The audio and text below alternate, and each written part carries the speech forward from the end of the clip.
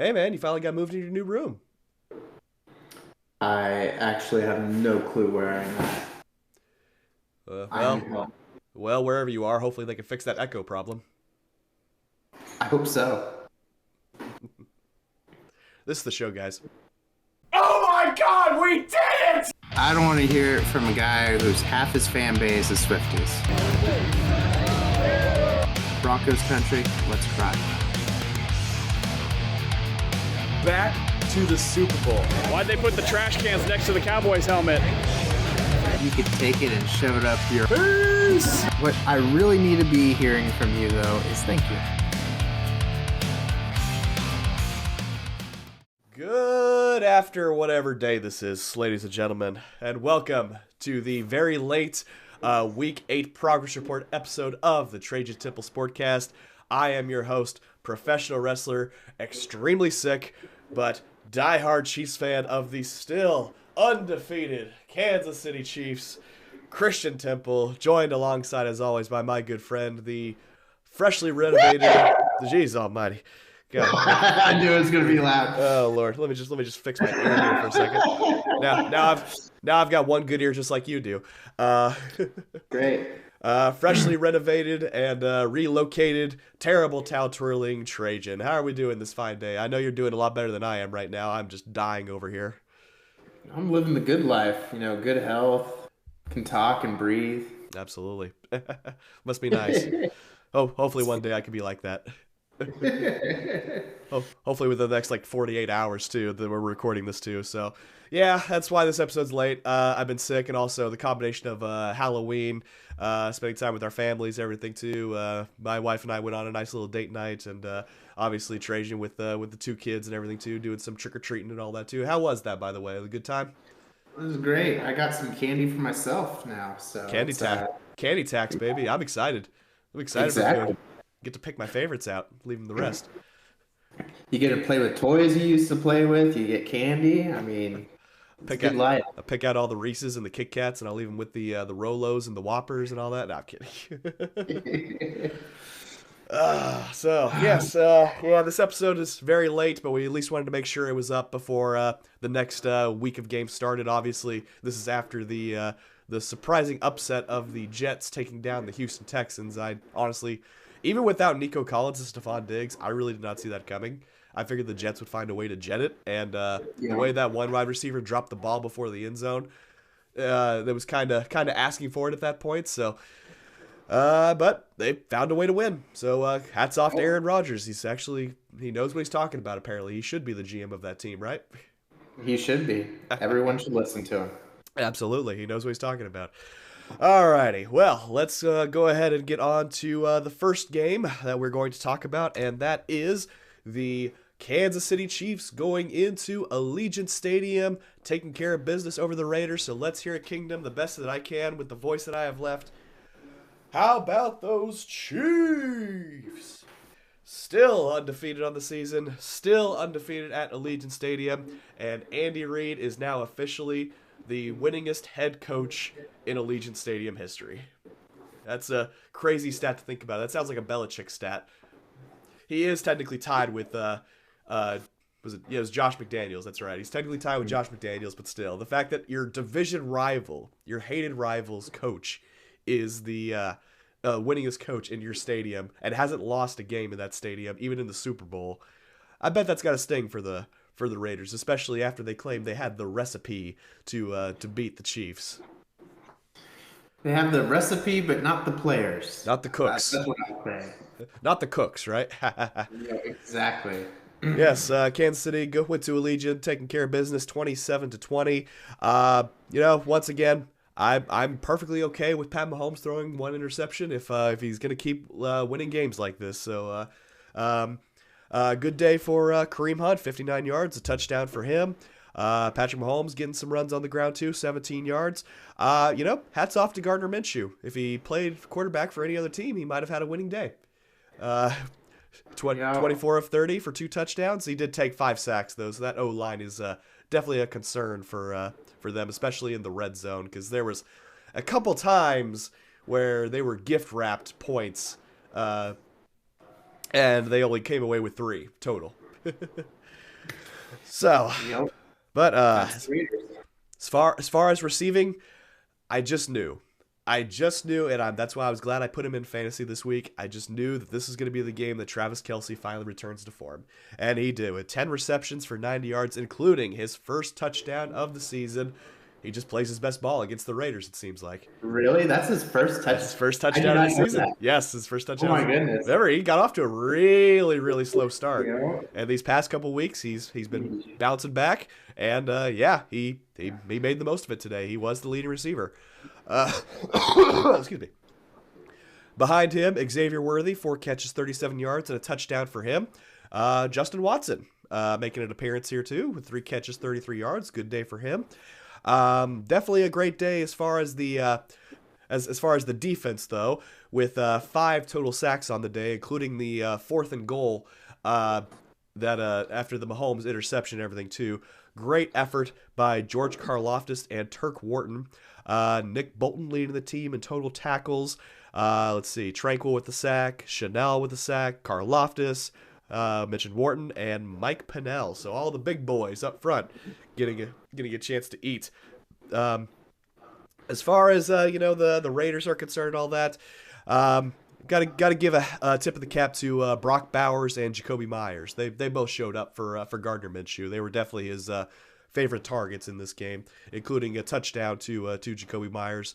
It was one of those games where the Chiefs, got off to a hot start. Raiders, they were able to match it, but then the Chiefs were able to pull away, put the game out of reach, and obviously the final score shows a 1-score game. It was the Raiders. They just didn't have enough time. Chiefs going into prevent defense there, and that's the reason it was a 1-score game. But, man, I really wish we could have had another hilarious onside kick that matched the 49ers from last week. But unfortunately, the onside kick turned nearly, tragic, because one of our guys, Jody Fortson, ended up getting injured on the play, and it looks like he will be out for the year, unfortunately. So, best wishes for him in his recovery. Would love to have him back on the squad next year. He knows the team very, very well. He's a good depth guy, special teams guy. Still 7-0 going into the Monday night matchup against the Tampa Bay Buccaneers. Always good when you beat your division rivals, so love to see it. I mean, who beats a 2-6 team by 1 touchdown? I mean, come on. I think we're about to talk about one here in just a second, if I'm not mistaken. It was the greatest of games. It was the worst of games. It was all these games all in one game, wasn't it? It was.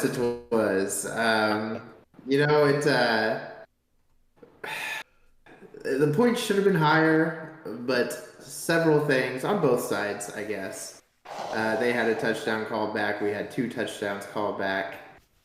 But yes, we beat the Giants at home, advancing to 6-2 into our bye week.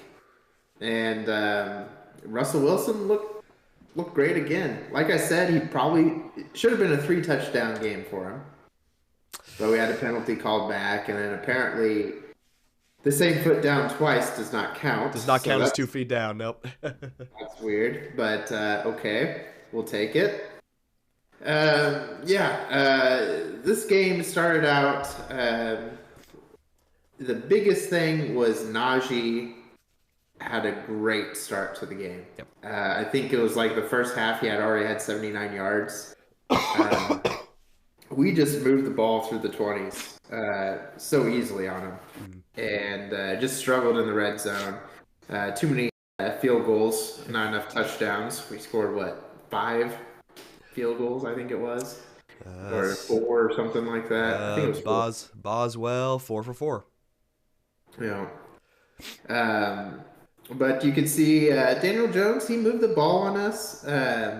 Their game plan was to get it out of his hands as quick as possible. Oh, yeah. He was pressured every single time almost. But first half he played pretty clean. I mean, we went 9-9 into the half. And the second half we made adjustments. And as you can see, we pulled away. They got a few points towards the fourth quarter. by then it really felt like this was our game. Scared us a little towards the end. Maybe went a little too fast into prevent. That Russell Wilson fumble, obviously. Yes, that was a scare there, but we have T.J. Watt to bail things out for him, so that's all good. Right when it happened, I was like, "Oh my gosh!" Again with these fumbles from our quarterback. But always had faith in T.J. though. Absolutely. Never was before. You can have faith in at least 3 people on this team: George Pickens, Chris Boswell, and obviously T.J. Watt, and actually Alex Highsmith, because he gave us the result of one of the greatest 2-point conversions I have ever seen, rivaling the Colts fake punt from a few years back too. What in God's name was that abomination? So like, at first I thought like we went offsides. I'm like, great, they're gonna get closer, but no. I mean, just no one reacted. No one at all reacted to the ball. I guess for those that didn't see, they lined their alignment, I think 4 linemen up and a receiver behind them on the sideline, threw the ball quickly out there, and no one blocked Alex Highsmith. Remember, for any of the longest yard fans, remember that play in the longest yard where the lineman shifted over and they threw it to the running back, and it was like a brick wall just going down the field? That was what this play was supposed to be. I can only imagine. And yeah, communication was not good. Not good at all. They're lucky that it didn't get picked, because if Alex would have just went in front of the ball, he probably could have ran it all the way. Absolutely, easily. No one would have stopped him. So yeah, that was kind of a head scratcher there, but yeah, no, game ball definitely goes to Calvin Austin. This guy is super fast. We finally saw it on a punt return, 73 yards for a touchdown. And then he gets the long bomb there from Russell Wilson. It was, 29 yards? Yeah, 29 yards and a touchdown. Yep. So it's opening up. George Pickens, 74 yards on the day, 4 receptions. Like I said, 2 of them. One of them was a touchdown called back by a penalty. Yep. The other one, I guess he didn't get the other foot in, but a great effort by everyone. We saw Jaylen Warren back. You mentioned Alex Highsmith. He's finally getting fully back into the fold there after injury. We got a lot of people coming back off of injury, and one off suspension. Cameron Sutton's coming back, so that's a cornerback that we definitely need back in the game. And I think Herbig's coming up. I have to say, like, Slayton, of all people, he feasted on that game too. That was a crazy, and Tracy Jr. too. That's not a guy you normally see, running all over people and everything. So that was, a hell of a breakout game for him. And yeah, Slayton found his hands. So I imagine that made things a little interesting. It did. He got a really good pass. It was 43 yards, and that really kind of opened it up for him. But it was a bend don't break approach. And usually these are the games that we lose. For some reason we lose to these inferior opponents. So I think it was pretty good. We needed down to competition, man. Yeah, I think we needed to go about this. I think the lowest probably we should have gone through this stretch is 5-3 to stay competitive, especially with the gauntlet we got coming up. Our division rivals aren't playing to the best of their ability, but as you mentioned before, our divisional games are also always the most contested games. Yep. So it's gonna be great. 6-2, that definitely gives us a good chance for the playoffs. There you go. Absolutely. And yeah, you got to be feeling pretty good going into the bye week too, like you said, with the gauntlet coming up and everything too. So, that's, you would like to have won a lot more comfortably, but you'll take the win, especially with if you're getting players back from injury over the bye week, and with everything coming up, it's going to be all hands on deck for sure. Yep. Oh, definitely. And Russell Wilson, he shook off a little bit of rust. He's back into it, and I don't know. I'm kind of a believer. Like I said all along, you take his stats, put it into our offense with our defense. There you go. He's going to cook. He's going to cook. There you go. Alrighty. Well, now it's time for us to cook. We're going to be cooking up a fresh new tier maker here. So, as you can see, this was our previous results from our week 4 progress report. And, yeah, there's going to be some changing. There's going to be some moving and shaking going on here. But you know what? I think it's time to resurrect someone. I think it's time to bring someone up that we thought was lost to the trash bin for the sole reason that they got rid of the problem. More like the problem got rid of himself, Deshaun Watson getting injured. And with one of the funniest things that happened last weekend, an upset victory against the Baltimore Ravens, a team that everyone had, marked down Super Bowl contender. I'm making the executive decision. Cleveland Browns, welcome to Bleh. You're free from the trash for now. I'll agree, just because they beat the Ravens and it was hilarious. I don't think we have too much. Don't have to look too much harder at the Jaguars and the Titans. I think you would agree with that. Panthers. Oh, yep. Gotta bring them down. Yep. No, it's definitely a lot of teams that are dropping. I mean, where do you want to start? Do you want to start at the top or bottom? You know what? Let's make our way up. I'll let you take these next 2 teams, that being the Dolphins, and I'll let you have the Raiders too, actually.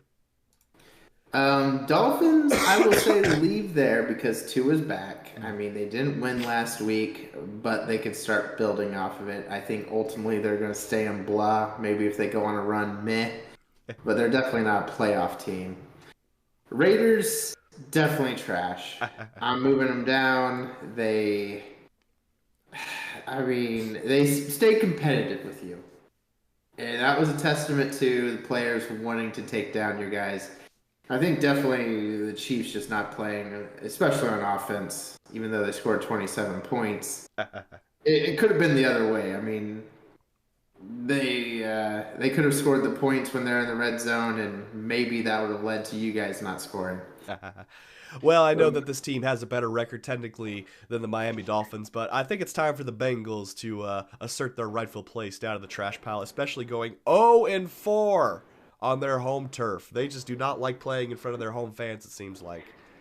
And this last shellacking against the Philadelphia Eagles, things are not going right for them. It's hard for me to say trash, but it's the Bengals and I hate them, so okay. Absolutely. Alrighty. Well, do we at least give the Giants enough respect to keep them at Blair, or do you think we move them down? It's a dumpster fire for them. I mean, I don't know. I think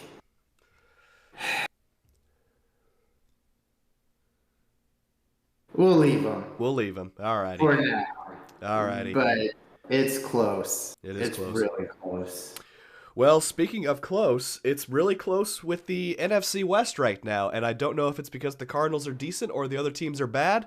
I guess Cardinals, congratulations, you've been upgraded. You're sitting 4-4 alongside the 49ers and the Seahawks, which I guess means the Rams are sitting 3-4.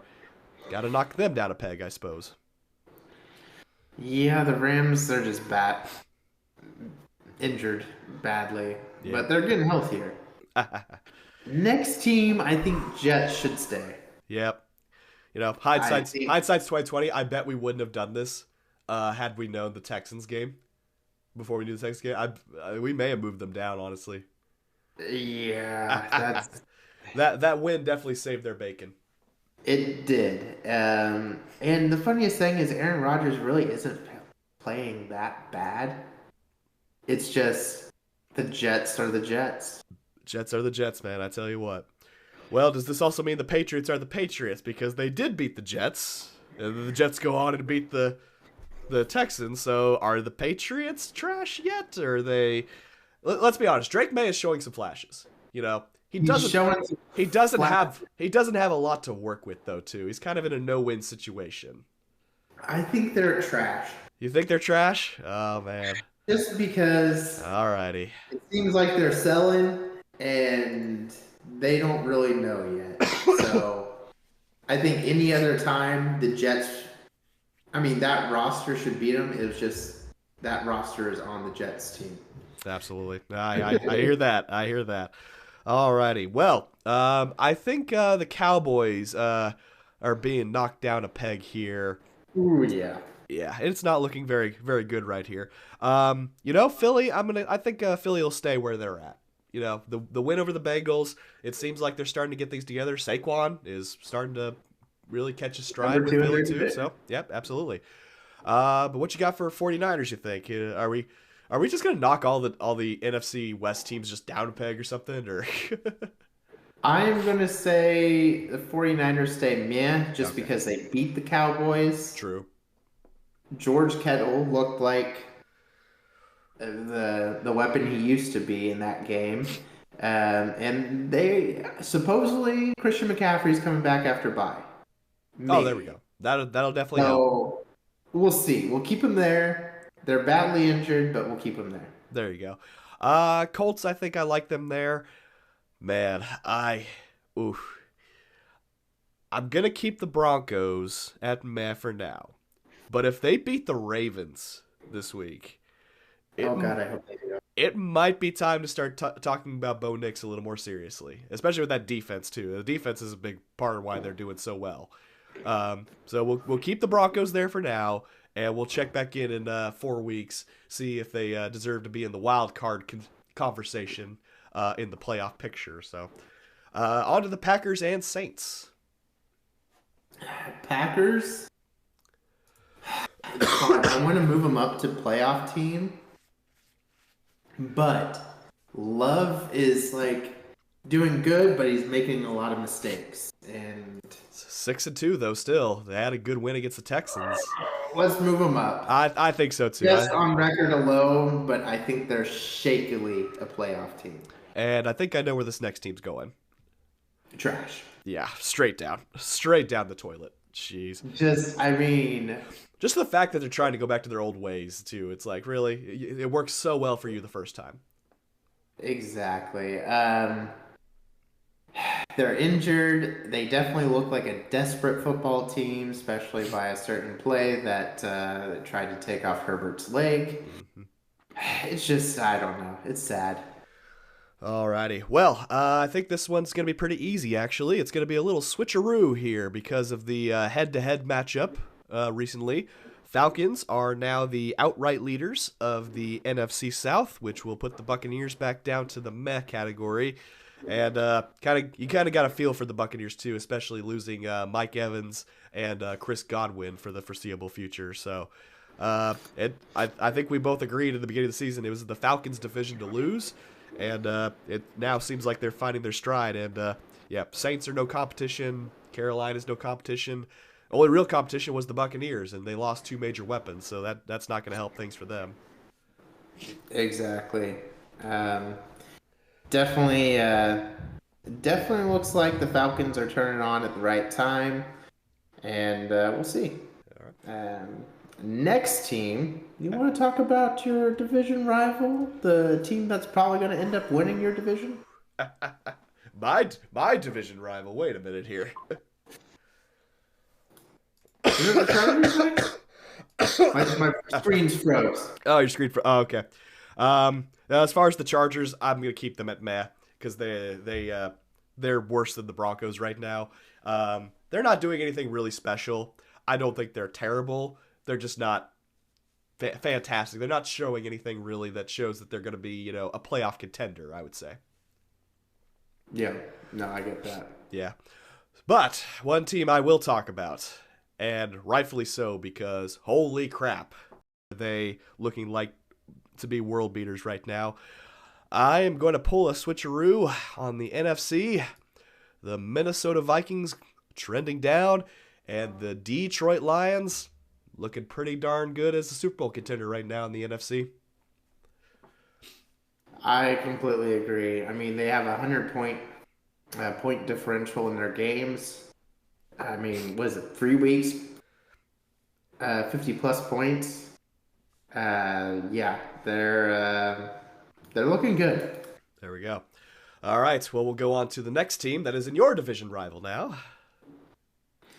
I think they stay, even though they had a hiccup against the Brown. It was a divisional team. They do have a different play caller, and they had a different quarterback. And Lamar's receivers forgot how to catch. So Yeah, exactly. The only player that like showed up for the Ravens was Lamar in that game. Everything was just falling apart around him. It seemed like, in a funny way. in a funny way. So, alrighty. Go ahead. Talk about this team. Let me hear it. I'm preparing. Talking about the still only remaining undefeated team in the NFL. Talking about the Kansas City Chiefs. And I can't believe I'm saying this.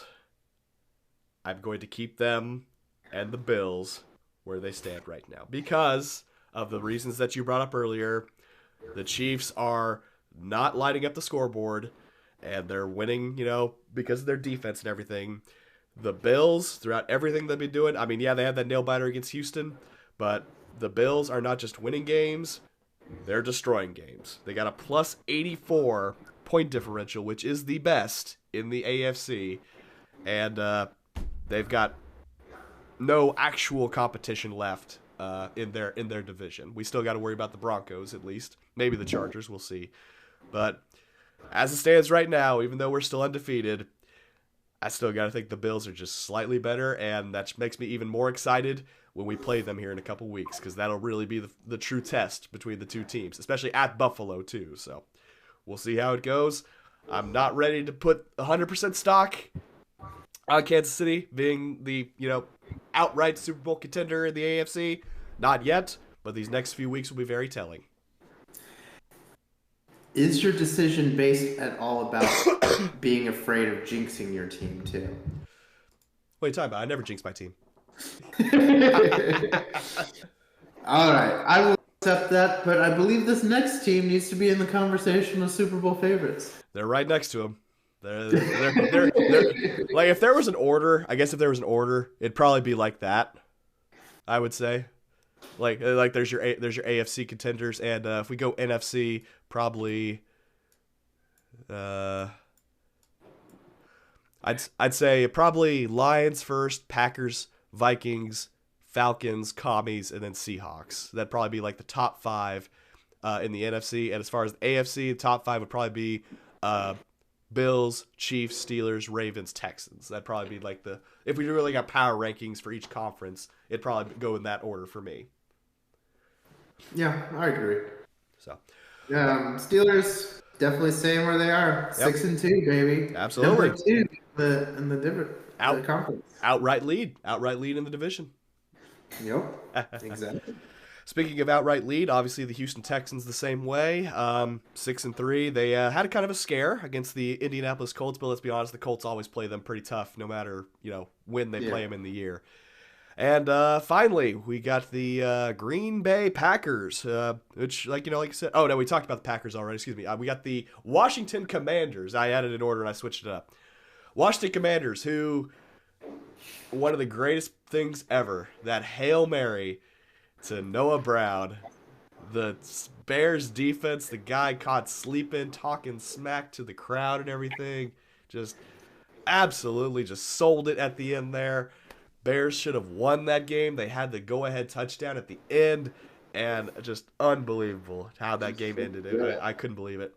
I literally, when I saw that, I said, it's like, babe, come in here. A miracle just happened. I mean, that's pretty awesome. I saw it later on in the night. You texted me about it. I had to go look at it. Is it too late to write in Jaden Daniels for president? He will definitely be Rookie of the Year, I bet. I think so too. He's making a very strong case for that. And then we've already talked. No, we got Seahawks. Yeah, that's Seahawks. Yep. Which I think time to knock them down a peg. Which leaves no teams from the NFC West. But we'll revisit that. Maybe someone will finally break out the pack. No one wants to be the lead. Yeah, I don't know. This just you can't rely on them. One week they look like they are supposed to be up there. The next week they lay an egg. So I don't know. I think Miz is right. sounds about right too. So, well, this seems kind of more evenly matched with things go. I guess everything's almost perfectly balanced, I would say. But yes, we shall revisit this once again after Week 12 concludes. And we look forward to hearing what all of you have to say down in the comments below. Do you think your team should be higher? Think your team should be lower? Do you think I should just stop being scared and just put the Chiefs as Super Bowl contenders? Let me know down below. I would love to hear from you. Trajan, you got the bye week this week for the Pittsburgh Steelers, so nothing too exciting going on this weekend. Who's teams that you're rooting for, I guess, or rooting against? Okay, so I'm a huge fan of the Broncos this week.